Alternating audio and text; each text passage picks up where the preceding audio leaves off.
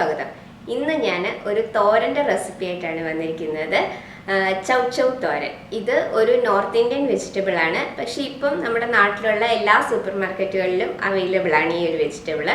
ഒരുപാട് ഗുണങ്ങളുള്ള ഒരു വെജിറ്റബിൾ ആണ്. അപ്പോൾ ഇത് വെച്ചിട്ട് ഒരു തോരനാണ് ഞാൻ ഇന്ന് ഉണ്ടാക്കുന്നത്. നല്ല ഈസി ആയിട്ട് തന്നെ ഉണ്ടാക്കിയെടുക്കാൻ പറ്റിയ ഒരു തോരനാണ്.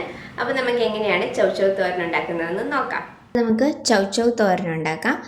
അതിന് വേണ്ടിയിട്ട് ഞാനിവിടെ ഒരു ചൗ ചൗ ആണ് എടുത്തിരിക്കുന്നത്. അപ്പോൾ ഇത് നമുക്ക് തൊലി കളഞ്ഞിട്ടൊന്ന് എടുക്കാം.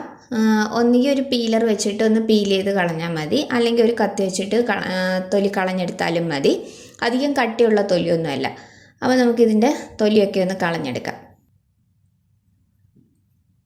അപ്പോൾ ഇതുപോലെ ഒന്ന് തൊലി ചെത്തിയെടുത്താൽ മതി. അധികം കട്ടിയുള്ള തൊലിയല്ല, അല്ലെങ്കിൽ ഒരു പീലർ വെച്ച് പീൽ ചെയ്തെടുത്താലും മതി.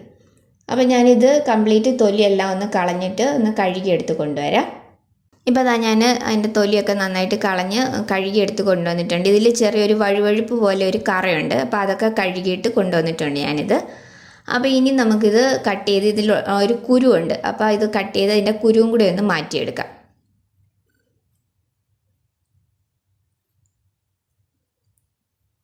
അപ്പോൾ അതാ ഇതുപോലെ ഒരു കുരു ഉണ്ട് ഇതിനകത്തിൽ. ഈ കുരു ഇരുന്ന് കഴിഞ്ഞാൽ നമ്മുടെ തോരനിൽ കയ്പ്പ് വരും. അപ്പോൾ ഇത് കംപ്ലീറ്റ് ആയിട്ടൊന്ന് മാറ്റിയെടുക്കാം. അപ്പോൾ ഇത് ഇതുപോലെ ഒന്ന് കട്ട് ചെയ്തതിന് ശേഷം അതിൻ്റെ കുരുവും കൂടെ ഒന്ന് മാറ്റിയെടുക്കാം.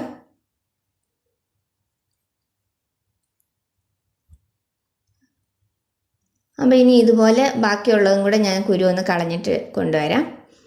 അപ്പോൾ ഇനി നമുക്ക് ഇത് ചെറുതായിട്ടൊന്ന് ചോപ്പ് ചെയ്ത് എടുക്കാം. ഇപ്പോൾ അതാ ഞാനിത് നന്നായിട്ട് ചോപ്പ് ചെയ്ത് കൊണ്ടുവന്നിട്ടുണ്ട്. അപ്പോൾ ഇതുപോലെ ചെറുതായിട്ട് പൊടി പൊടിയായിട്ട് ചോപ്പ് ചെയ്തെടുക്കണം. ഇനി ഞാനിവിടെ കുറച്ച് ചെറിയ ഉള്ളി നീളത്തിൽ കീറി എടുത്ത് വെച്ചിട്ടുണ്ട്. 15 ചെറിയ ഉള്ളി എടുത്തിട്ടുണ്ട്. അപ്പോൾ ഇതിന് പകരം സവാള ആയാലും മതി, പൊടിയായിട്ട് അരിഞ്ഞെടുത്താൽ മതി. പിന്നെ ഞാനിവിടെ വെളുത്തുള്ളിയാണ് എടുത്തിരിക്കുന്നത്. 2 വെളുത്തുള്ളി ചെറുതായിട്ടൊന്ന് ചതച്ചെടുത്ത് വെച്ചിട്ടുണ്ട്. പിന്നെ പച്ചമുളക് 2 എടുത്തിട്ടുണ്ട്, ചെറുതായിട്ടൊന്ന് കീറി എടുത്ത് വെച്ചിരിക്കുകയാണ്. പിന്നെ ഓരോരുത്തരുടെ എരിവിൻ്റെ അനുസരിച്ച് പച്ചമുളക് വേണേൽ കൂട്ടിയും കുറച്ചൊക്കെ എടുക്കാം. കുറച്ച് കറിവേപ്പില എടുത്തിട്ടുണ്ട്. അപ്പം ഇതിനി നമുക്കൊന്ന് തോരനുണ്ടാക്കാം. അതിന് വേണ്ടിയിട്ട് ഞാനിവിടെ ഒരു പാൻ ചൂടാവാനായിട്ട് വെച്ചിട്ടുണ്ട്. പാൻ ഒന്ന് ചൂടായി കഴിയുമ്പോൾ നമുക്കതിലേക്ക് വെളിച്ചെണ്ണ ഒഴിച്ചു കൊടുക്കാം. അപ്പം ഞാനിവിടെ 1 ടേബിൾ സ്പൂൺ വെളിച്ചെണ്ണ ഒഴിച്ചിട്ടുണ്ട്. അപ്പം എണ്ണ ഒന്ന് ചൂടായി കഴിയുമ്പോൾ അതിലേക്ക് കടുക് ഇട്ട് കൊടുക്കാം. അപ്പോൾ കടുക് ഒന്ന് പൊട്ടി വന്നു കഴിയുമ്പോൾ നമുക്കതിലേക്ക് ഉണക്കമുളകും കൂടെ ഇട്ട് കൊടുക്കാം. ഇനി ഇതിലേക്ക് ചതച്ച് വെച്ചിരിക്കുന്ന വെളുത്തുള്ളി ഇട്ട് കൊടുക്കാം.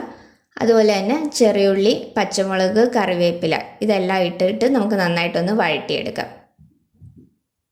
അപ്പോൾ ഇതിൻ്റെ ആ ഉള്ളി ഒന്ന് ചെറുതായിട്ട് വാടി വരുന്നത് വരെ നന്നായിട്ടതൊന്ന് വഴറ്റിയെടുക്കാം.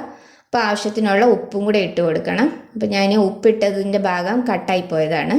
ഇപ്പോൾ ഉള്ളി ചെറുതായിട്ടൊന്ന് വാടി വന്നിട്ടുണ്ട്. ഇനി നമുക്കിതിലേക്ക് പൊടികളൊക്കെ ഇട്ട് കൊടുക്കാം. 1/4 ടീസ്പൂൺ മഞ്ഞൾപ്പൊടി, 1/2 ടീസ്പൂൺ മുളക് പൊടി.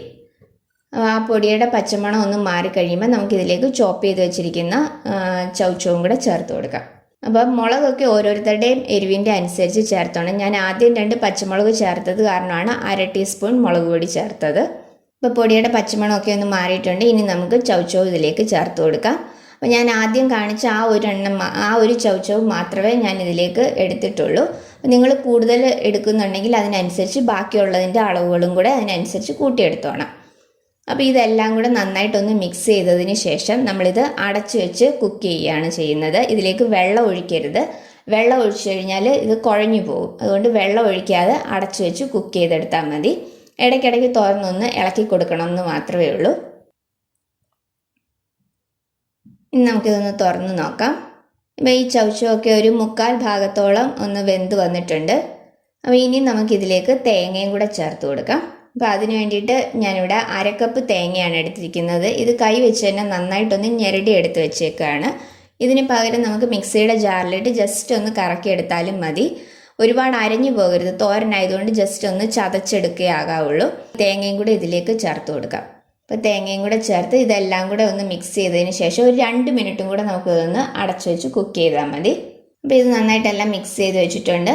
അപ്പോൾ ഇനി നമുക്കിതൊന്ന് അടച്ചു വെച്ച് ഒരു 2 മിനിറ്റും കൂടെ ഒന്ന് കുക്ക് ചെയ്തെടുക്കാം. ഇപ്പോൾ 2 മിനിറ്റും കൂടെ കഴിഞ്ഞിട്ടുണ്ട്. അപ്പോൾ നമ്മളുടെ തോരനൊക്കെ നന്നായിട്ട് വെന്ത് വന്നിട്ടുണ്ട്. ആ തേങ്ങയുടെ ആ ഒരു ഫ്ലേവറൊക്കെ നന്നായിട്ട് വന്നിട്ടുണ്ട്. അപ്പോൾ ഇത് നന്നായിട്ട് വെന്ത് വന്നിട്ടുണ്ട്. അപ്പോൾ ഇത്രയേ ഉള്ളൂ നമ്മളുടെ ചൗചൗ തോരന്. വളരെ പെട്ടെന്ന് തന്നെ ഉണ്ടാക്കിയെടുക്കാൻ പറ്റിയതാണ്. നല്ല ടേസ്റ്റി ആയിട്ടുള്ളതാണ്.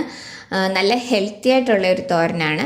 ഒരു 7-8 മിനിറ്റ് മാത്രമേ ഇത് കുക്ക് ചെയ്യാനായിട്ട് എടുക്കത്തുള്ളൂ. ഒരുപാട് സമയമൊന്നും എടുക്കത്തില്ല. പെട്ടെന്ന് തന്നെ ഉണ്ടാക്കാൻ പറ്റിയതാണ്. ഇപ്പം നാട്ടിലും എല്ലായിടത്തും ഈ ഒരു വെജിറ്റബിൾ അവൈലബിൾ ആണ്. അപ്പോൾ എല്ലാവരും ഇതൊന്ന് ട്രൈ ചെയ്ത് നോക്കണം. ട്രൈ ചെയ്തിട്ട് നിങ്ങളുടെ അഭിപ്രായം എനിക്ക് കമൻസിലൂടെ അറിയിക്കണം.